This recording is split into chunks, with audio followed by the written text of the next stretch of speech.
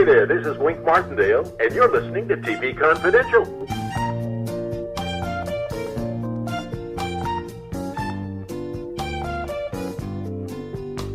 Ed Robertson, welcoming you to TV Confidential, radio talk show about television that will welcome Marilyn Michaels in our second hour. Marilyn Michaels, America's premier woman of 1,000 faces and 1,000 voices, whose many film, stage, and television credits include the Emmy Award-winning series, The Copycats. Marilyn Michaels will join us in our second hour. We hope you'll stay tuned for that. In the meantime, by now, most of you have probably heard of the passing of Katherine Helmond. Katherine Helmond, the actress best known to television viewers as Jessica Tate on Soap and the matriarch on Who's the Boss. Katherine Helmond passed away Friday, May 1st at the age of 89. We will pay tribute to Katherine Helmond later on in this segment. In the meantime, Tony Figueroa and Donna Allen are with us as they bring us This Week in TV History. Tony's segment, as always, is brought to us by our friends at Story Salon, Southern California's longest-running,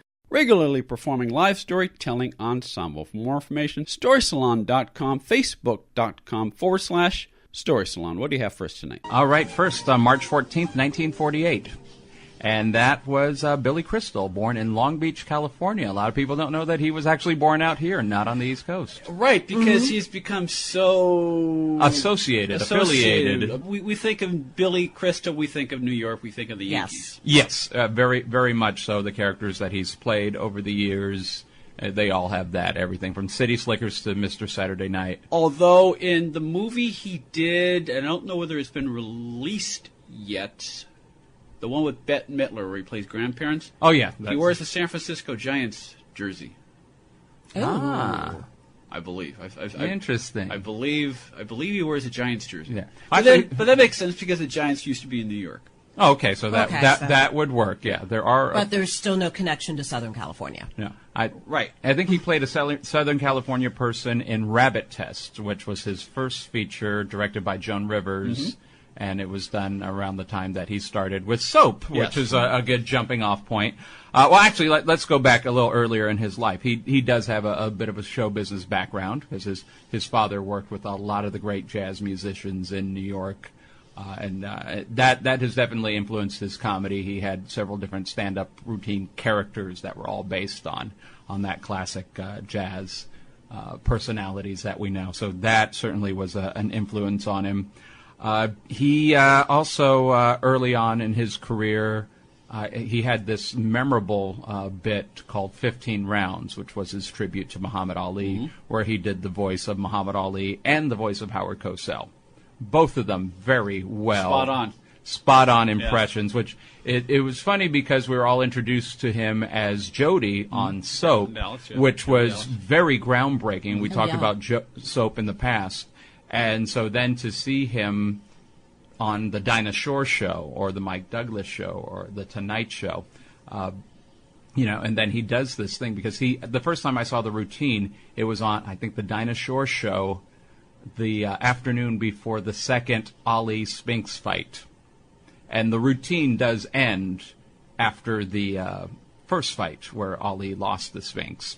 So it's like Ali's life all the way up to that. So they play, and so it was not only funny, it was very moving. Yeah. And they had a piano player kind of play a slow version of the Rocky theme for the closing, because it doesn't end on a joke. It ends on more of an inspirational, I'm going to come back and I will be the greatest of all time. And then of course that night he did get his third time becoming heavyweight champion of the world. But anyway, we were mentioning Soap. He was the character Jody Dallas when we first are introduced to Jody. He's a little bit of a different persona, a little bit of a stereotype. Mm-hmm. And little by little, that kind of got shifted away. Why was that? He got it on both ends, no pun intended. Yeah. Because you had, before the show aired, the Moral Majority and other groups have a serious problem with an openly gay character on television.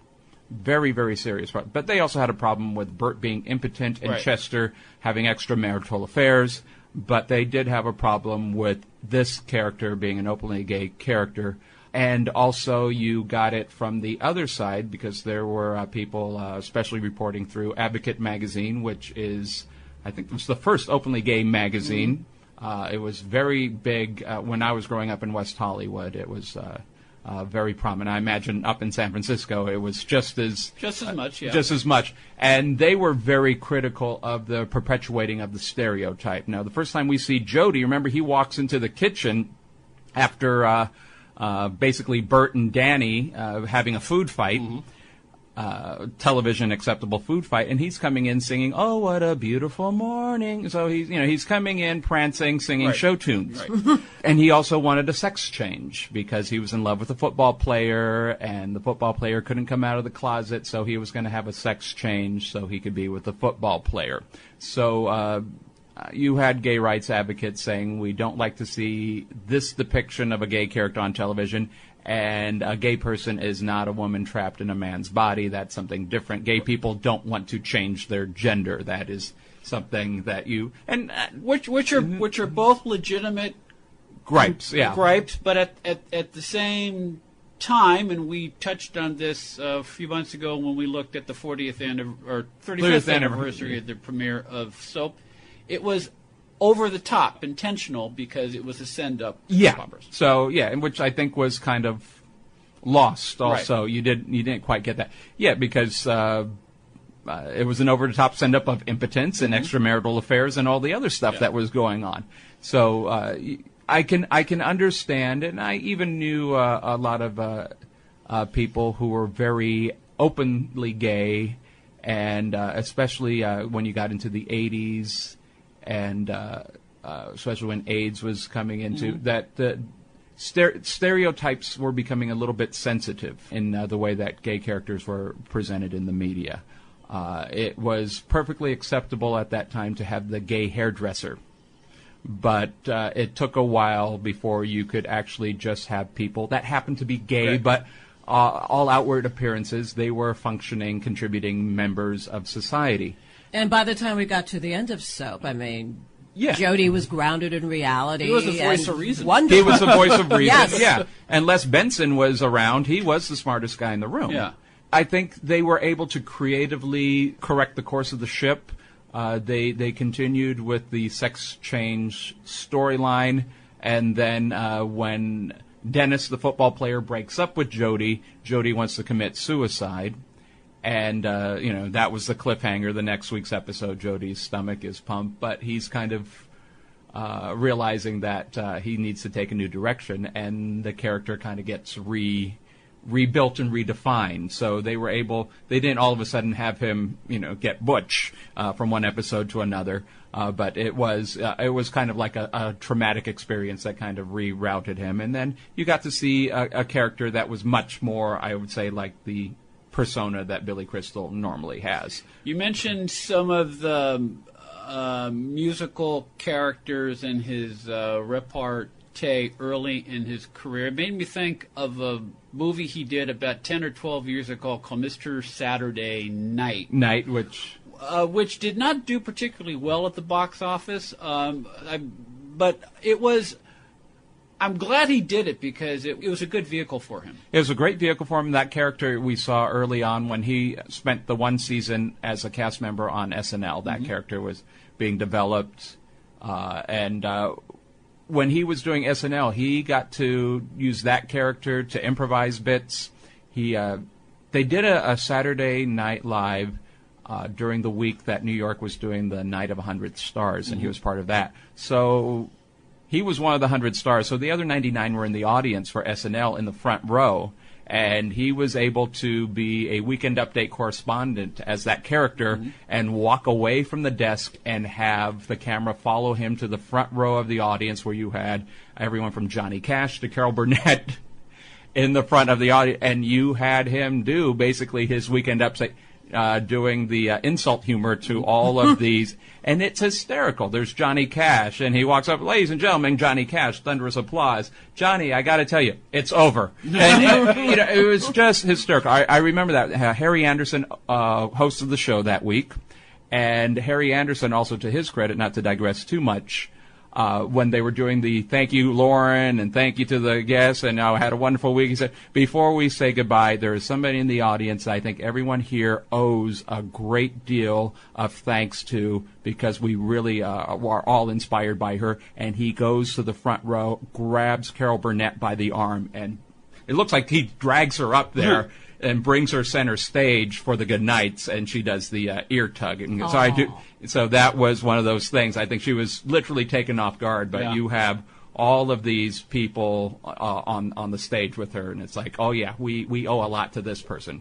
You know, in recent history, recent TV history and recent TV Confidential history, we've talked about Ernie Kovacs and their influence, but there's also certain individuals that I think really, on the variety level, that owe so much. But back to Billy. His first movie, Rabbit Test, we mentioned that. That was Joan Rivers' first and probably only directing outing. Yeah. But where he plays the world's first pregnant man. Yeah, I think it was more remembered for the subject matter than anything else. Yeah. And then, of course, after Soap and SNL, he did contribute to a show that he was never on camera called Sessions from the Mind of Billy Crystal, which starred Michael McKean and Elliot Gould, and it was about therapy sessions on a weekly basis. And it had one of those, HBO seasons, probably 6-7 episodes, and never returned. It was wonderful series. It was very funny. Some of the visuals we cannot say on the air. But if you could find it on YouTube, there's a few sight gags. Michael McKean would start with whatever the subject matter was, and then it would fade into some sort of imaginary setting, and then you would see the character at home, and a lot of it was based on Billy Crystal's life. Was this life. before or after Dream On? This was around the same time. Okay, Dream On was around the same time, and then Larry Sanders, right on the heels of that. There's a thread. I mean, there's a similar thread to both those shows, and I remember you mentioning. I think you mentioned Sessions once before. I have to look that up. I'm sure I brought that up because the actual title was Sessions from the Mind of Billy Crystal. Going back with Billy, he's had a wonderful film career. He was part of This Is Spinal Tap. Has one of the best lines in the movie. He's a mime. And he's he's kind of like the supervisor of all the other mimes that were working this posh party, and he just shouts, "Come on, come on, come on! Mime is money." And but of course, memorable also, Princess Bride.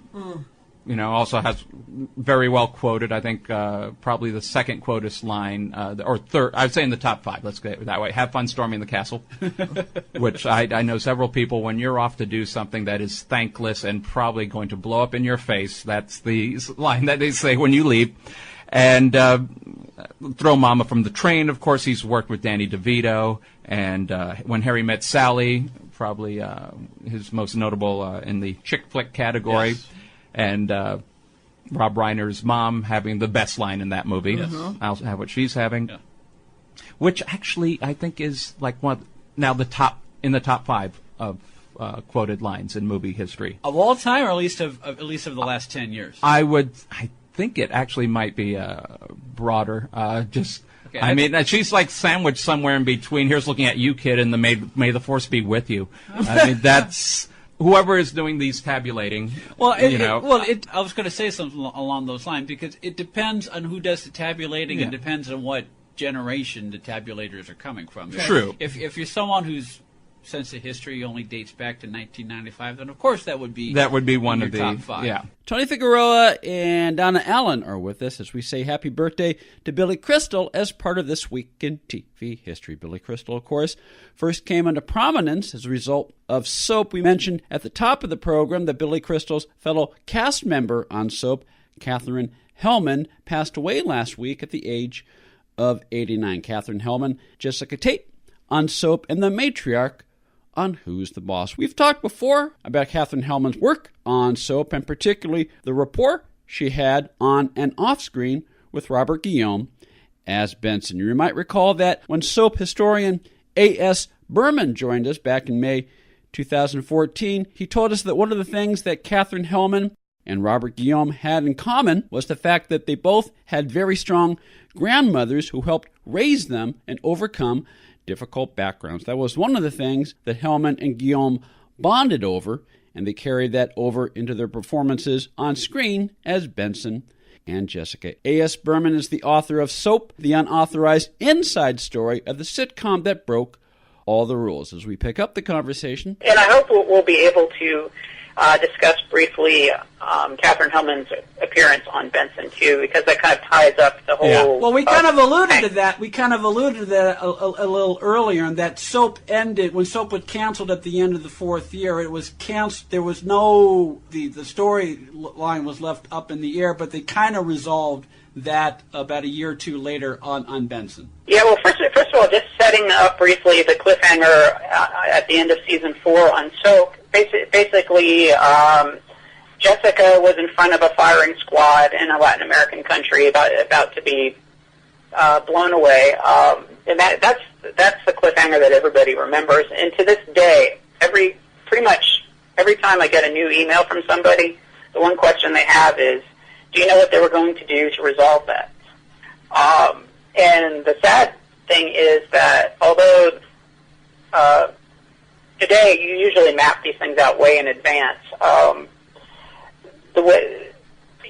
today you also have like a whole stable of writers. Usually, a writer's room will have 7 writers at the very least, not counting the showrunner. Back in Soap's day, it was Susan Harris and Stu Silver, and that was it. Mm-hmm. Wow. Yeah. So they would start off each season kind of optimistic, and they might have half a dozen scripts already written when they started. But by the next month, they were out and they were writing from week to week. So by the time that season 4 was ended and the series was canceled, they've been running on fumes anyway. They had no idea how they were going to get her out of the cliffhanger. They hadn't been able to think that far ahead because they're just trying to fill the next episode and the next episode. So on Benson, we get a couple of appearances from Jessica Tate from Soap. One is while Soap was running, so it was just kind of a goofy thing where she visits and they show that they love each other and off she goes. The second time she appears, it's after whatever happened in this Latin American country happened. Was she shot by firing squad? According to this episode, she shows up. At first we think she's a ghost because only Benson can see her. And then at the very end, in a moment that feels about as rushed as it probably was, she says, "Oh, I've just realized I'm not dead at all. I'm in a coma somewhere in South America." And the minute you see this, if you're seeing it through today's eyes, the only thing you can think of is the Simpsons episode, the Poochie episode. Yeah. Where they have to hurry up and get rid of this dog, animated dog character, and they don't have any more money, so they just take the film cell and jerk it off the screen and say, "I'm going to my whole planet." That's essentially what they did with Jessica, so I've never counted that as a resolution to the cliffhanger. I think it was just, we got to say something about this. But I don't think you could really call it canon. No, but you also had Bert ready to be ambushed, at Back Campbell, and Jody was a Jewish old man through some horrible mishap with hypnosis and past life regression, and so none of those were resolved either. He was Barney Gerber. Yeah. Julius Kasendorf, I believe was the name. Yes. Tony Thomas says by the season 4, you're usually tap dancing anyway. Exactly. So I think that's exactly what was happening. Just those situations kind of tells you that it was sputtering before the plug was pulled. Yeah, which goes back to the point we made earlier. Quote unquote, only 4 years. 4 years is a very good run for any series in any era. So the fact that they were able to deliver for the network for that period of time, that's a testament to the writing. A.S. Berman, author of Soap, the Unauthorized Inside Story of the Sitcom that Broke All the Rules, from a conversation with Tony Figueroa and Donna Allen about Katherine Helmond's appearance on Benson in 1983. Katherine Helmond died this past Friday, March 1st, at the age of 89. Tony and Donna will be back with more this week in TV history right after this. Become a TV Confidential confidant and receive unlimited access to the last 5 years of TV Confidential, plus other exclusive members-only content. Enter the coupon code CONFIDENTIAL when you sign up to become a confidant, and your first month of membership will be just $4 $5.95. That's $5 off the regular monthly price. To join right now, go to televisionconfidential.com, click Become a Confidant, and enter the coupon code CONFIDENTIAL. Ed Robertson along with Tony Figueroa and Donna Allen from Story Salon, Southern California's longest-running, regularly performing live storytelling ensemble, which I understand is at a new location. Yeah, we're very excited about it. We're moving actually to the Party Art Studio on Laurel Canyon Boulevard, 5302 Laurel Canyon. It's a new art gallery, and it's beautiful. It's beautiful. Donna and I have been involved with Story Salon for the last 9+ years. We're going to be in an art gallery now. We're going to have a $5 cover, some nice refreshments, and a wonderful eclectic evening of storytelling. Which is a great environment because, it as you say, the word is eclectic, and for $5, it's a great evening of entertainment. You can't ask for much more. No, not at all. And these stories, some of them are funny, some of them are tragic, some of them are a little off the wall, but we just have a wonderful time keeping the art of storytelling alive. And you can find out more about it by going to storysalon.com. Accredited by Guinness World Records, welcome to Archival Television Audio Incorporated, a peerless TV soundtrack archive, preserving the audio from television's first 3 decades, the 1950s, 60s, and 70s, the golden and silver age of television. For more information, go to atvaudio.com. We're Biffle and Schuster.